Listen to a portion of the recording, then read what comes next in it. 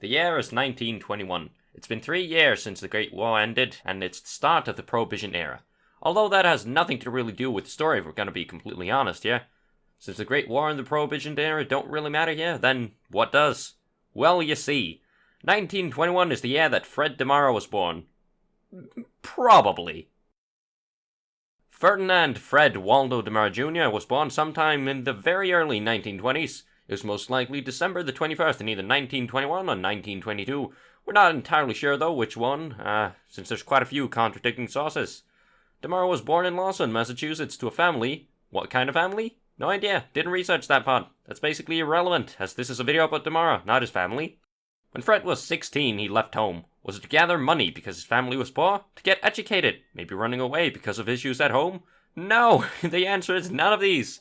His family wasn't even poor. I didn't even know why that was included as one of the questions. But that doesn't even matter. The actual reason he left home was to join a Cistercian monastery. He spent 3 years there, which was 2 or 3 years short of being able to take vows. At that point he left the monks, he stole a car and some money, and then joined the army. You'd think that this would be a wise decision, but not really, as Fred deserted only a year later because he didn't really like it there. When he left the military, he borrowed the name Anthony Ignolia, which was one of his friends from the army. He used his newfound identity to sign up for the Navy, where he passed the training. Unfortunately, he didn't meet the qualifications for that job, so he tried to forge the correct credentials, so he would be able to enlist with that job. However, the Navy found out about his forgery, and as such he needed to run away, so he staged a fake suicide and stole another person's identity. After his quote-unquote suicide, he took the name of Robert Linton French, a psychologist who had recently left the Navy where he was an officer. He went to the new Subiaco Abbey in Arkansas, but only a few weeks after arriving there, he was accused of having forged his documents. As such, he vanished again. Sometime after this, he yet again decided to do something related to religion. He joined a Cistercian monastery. Again, but this time as Dr. French. This didn't last, however, and he traveled to Chicago, where he studied philosophy and ethics. He did so well at this school that he was offered to take vows, but he didn't. Instead he left. Again! He still used the identity of Dr. French, but this time he actually applied to a bunch of different colleges, and even got accepted at one as a dean. At the college, which is now Gannon University in Pennsylvania, he taught multiple classes of psychology by simply reading a chapter ahead of his class and memorizing it all. The reason he could do all this was thanks to his photographic memory. Unfortunately for him, he had to run away again though, because of his forgeries getting detected. Still using the same stolen identity, he got a job at St. Martin's College in the state of Washington and started the St. Martin Student Psychology Center.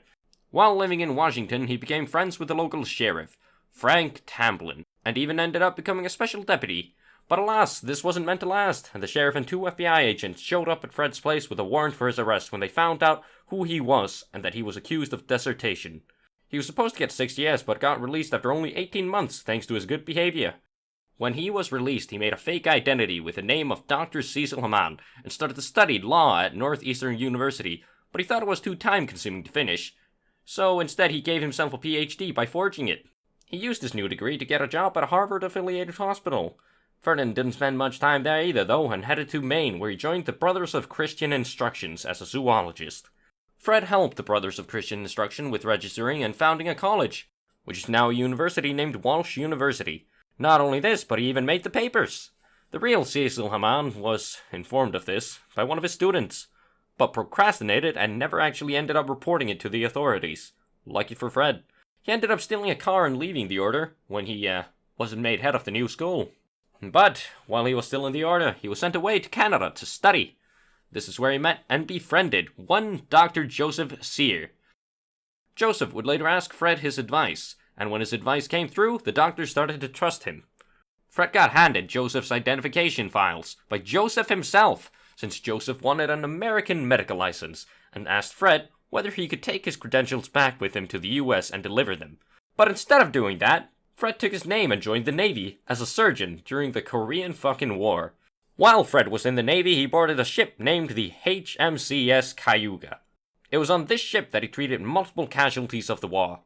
He didn't really know how to perform surgery, so when he would have to do one, he'd just go into his room and hastily read a book on the surgeries that he'd have to perform, and afterwards give them large amounts of penicillin to stave off infection. He ended up saving more than 18 people with his surgeries, which even included a major chest surgery. Not one of the people he treated died as a result of his actions. Through his heroic feats, especially the chest surgery, he ended up in Canadian newspapers, where the mother of the real Joseph Sear noticed that something was amiss. Her son wasn't in the war. He was practicing medicine in Boston. When the news of an imposter reached the Cayuga, the captain at first didn't believe that Fred wasn't the real Joseph Sear. In the end, he didn't receive any penalty for his actions, because the Canadian government was too fucking embarrassed that they hadn't let an imposter into the Navy, and instead, they did what most governments do. They swept it under the rug and just deported him back to the United States. This was rather unfortunate for him, since he had just gotten engaged to his girlfriend in Canada. They never ended up getting married, though, and it's not even known if they stayed in contact after he was revealed and deported. After he was deported back to America, Ferdinand sold his stories to Life magazine in 1952, since he gained fame for his impersonations. In 1955, he once again stole someone's identity. This time it was the identity of Dr. Benjamin Jones, which he used to get a job as a guard at the Huntsville prison located in Texas. He started out...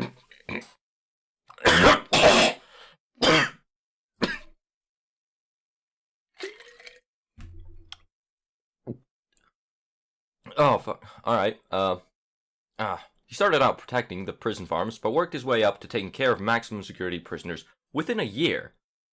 However, he was found out because some of the prisoners recognized him from Life magazine.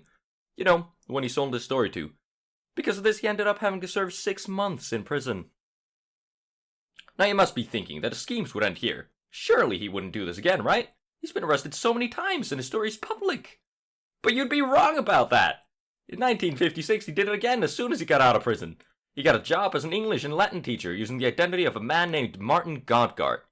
But yet again, this deal with the Life magazine bit him in the fucking ass, as he was found out by a kid in his class who owned a copy of the magazine. When he got caught for this, he had to spend 2 months in prison, this time for teaching without a license. However, later in life, his health, it went to shit. And I mean really shit. He was forced to give up the life of an imposter and got what many would consider a real job, as he got it with his own identity. Finally! A job which he got with his real credentials, and not forgeries! Well, what was the job, you say? He was a counselor at a homeless shelter in downtown Los Angeles. Later on, he also went to a Bible college in Oregon, where he got a degree with his own name on it. And it was with this degree that he changed his job once again, legitimately, and worked as a chaplain in a hospital in Anaheim, California. 3 years later, in 1970, he almost lost said job when his past was discovered. But luckily for Frank, he had his real name and credentials for once. When they discovered that him being there wasn't a sham of some sorts, the chief of staff vouched for him, and as a result he was allowed to keep his job, and actually became quite popular. He rarely discussed his past while at his job, however, and in 1980 he went from being a chaplain to being a patient, since he was too sick to keep working. This absolute unit and champion of mankind left our mortal plane of existence 2 years later in 1982 due to complications from diabetes. Too early in our opinion, as he was only a mere 60 years old. Just imagine what feats he could have achieved had he not sold his story or gotten ill. We don't know the full extent of his adventures, but even if Frank himself has passed away, the stories of his endeavors will live in history as the actions of humanity's greatest imposter.